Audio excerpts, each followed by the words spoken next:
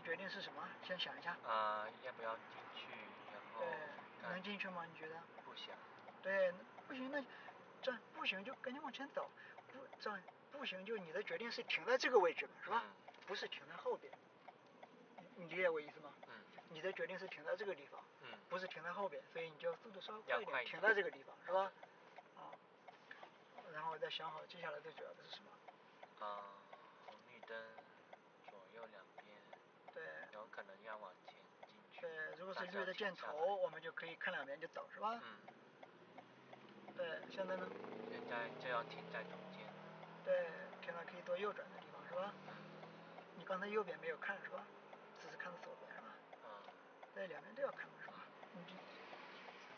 这时候就要看那个，用 auto hold